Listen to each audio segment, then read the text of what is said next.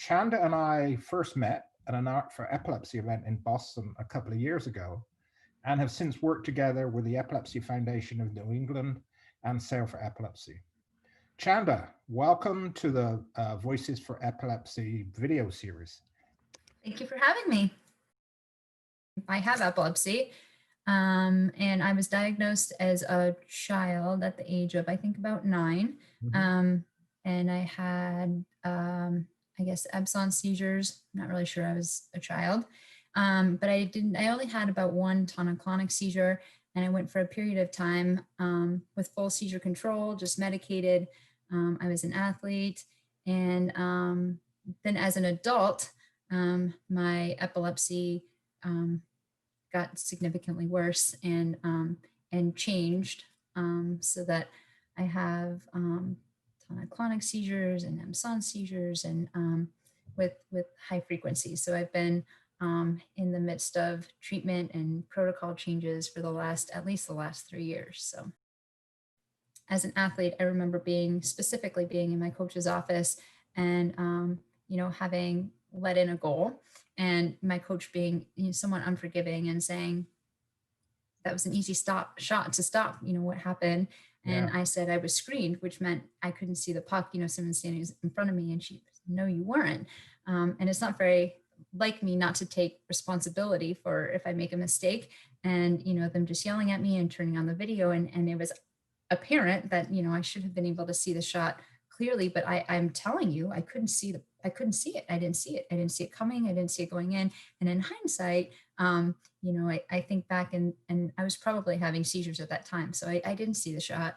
I want to write her and say, I didn't see the shot. I wasn't lying. But I think that my seizures affected me more than I knew that they were at the time. I am playful. I like to play games. And so being a goalie and, stopping the puck and playing was just always really fun to me. And so I played all kinds of games. I played hockey, but I also played soccer and lacrosse, and even running races, and I surfed and I skateboarded, and I did all those California sports. I just love to play. And so I was goalie, and I actually didn't start playing hockey until I was 13 years old, which is pretty late. I rose pretty quickly. I was playing at the national level as a 15-year-old, so 2 years after I started playing. And then I went to, the Olympics, and I played college hockey, and professionally, I guess, a professional female athlete, and then retired.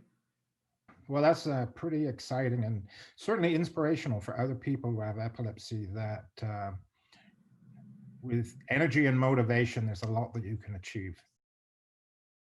We offer at the foundation, to go in and talk to teachers and educate teachers and students and peers. And it's actually become a Massachusetts state law, and things that we advocate for in the other states right now.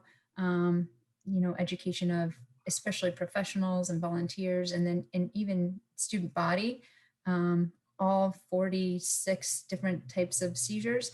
But when I was growing up, I don't think anybody knew what was going on. So it was just nothing other than somebody being spacey or daydreaming or misspeaking, really. Yeah, I think is a wonderful advance the advocacy you and others at Epilepsy Foundation have been doing, so that schools really are much more aware about the variety of seizures and also how to support people with seizures. I certainly know when I was in school that was not the case, although they tried to do what they could. It's not without a lot of teamwork. Something I'm super proud of the foundation, the organization, is that every time we go to a meeting, it's what can we do? And anytime somebody screws up, which is often me, that it's, somebody jumps on board and picks up the pieces, and no one's ever, pointing fingers, or it's how do we move forward in this really, odd time. But I think it's also to be said about the strength of relationships in our community. It's a funny story, because for years I have been telling Susan, I I don't think that we run virtual groups well. It's a specific skill. I really think we need training. I think we need training in virtual groups. I don't feel comfortable doing it. I hate them. And then overnight, we were running 37 virtual groups, and now we're speaking on best practices in virtual groups. So we just pretty much, I think it was the week after, it was the week of March 16th, we just launched, there was a need for people to connect, and we launched virtual groups and held on to our hats and, told everybody this isn't going to be perfect because nobody has ever done this before. This is a pandemic. We're doing this for the first time, but we're going to push the envelope because it's either that or it's disappear. And like I said, it's the people who find the silver lining that are gonna survive. We're gonna find new ways to make this work. And everybody kind of stuck together and showed up, and people were scared and they didn't know what they were doing, but they showed up. And then when the link didn't work, nobody imploded. Everybody tried it again the next time. And then eventually we got it right. And the community's willingness to be patient and to work together and to come together, especially throughout the summer when everything was new online and virtual. I mean, nobody had ever heard of Zoom. Like, what is Zoom? How do I download Zoom? Now it's a household name. But I think that that's really what made us successful, or helped us become successful, was everybody's willingness to work together. Yeah, I was in the summer able to work with Epilepsy Foundation of New England and Chanda and Susan on a virtual sailing camp. We had hoped to actually have sail for epilepsy boat and be in port with people with epilepsy, but we did one of these virtual camps, and we were so lucky because Chanda had already sorted all the problems out. So when we did the camp, it went well, and the only problems that happened in the camp were of my making. Chanda had sorted everything out for us, but it was a lot of fun. Is my primary form of medical treatment. It is I feel oftentimes, I'm going to talk about being discouraged. One of the ways I get discouraged is medications, because it's so much work for gray area improvements most of the time for me. But the diet has really just, light years for me, has really been effective. I did get success with the garden and the growing. That being said, the eating didn't happen as much for me, but for the deers, they are eating a great ketogenic diet.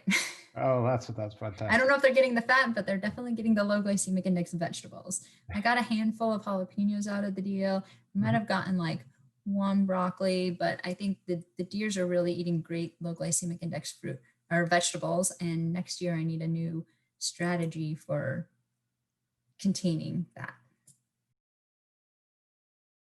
I have a great medical team, a new adult team, which I was treated primarily with pediatric neurology. That's where my ketogenic team is. And I have a new adult team that has pushed me. I feel like when my seizures came back, I lost a lot of things. You can't drive, the relationships with your children, your teenage children, and they don't look to you as being able to provide. You can't take them to their friend's house, to hockey, to, and, I can't ride a bike. I lost some weight. I couldn't, run or exercise as much as I had wanted to.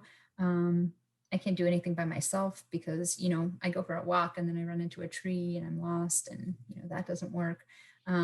So I think I can't read as well, because of the smaller seizures. So I lost a lot of things. And so it was really hard to feel like I could do anything at all. And so I think the one step challenge really inspired me to figure out what I could do. And I like the concept because of one step versus one race. And my doctors are super, doctor and nurse are super supportive of, rewarding me for things like taking small steps. And so things like, Susan went with me this morning. And I was able to go on a walk. So I've wanted for years I felt like it was a big victory to be able to run a marathon. I thought, well, that's like the end result. Like, I'll be better when I can run a marathon.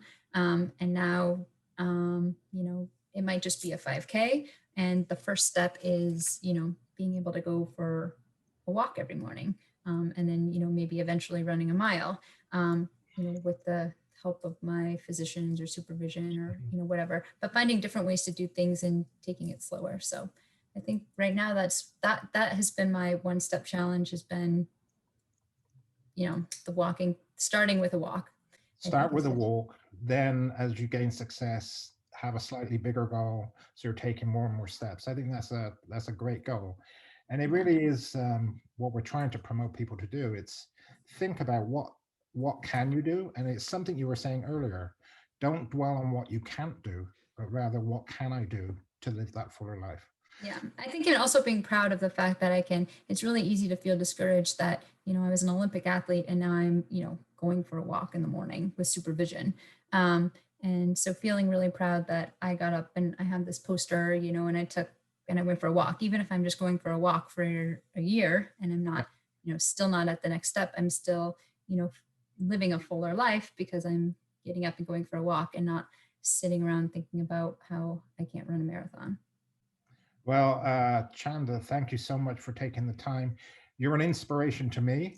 I really, I love to follow what you're doing, and I look forward to you taking more and more steps. And thank you for everything you do to support people with epilepsy.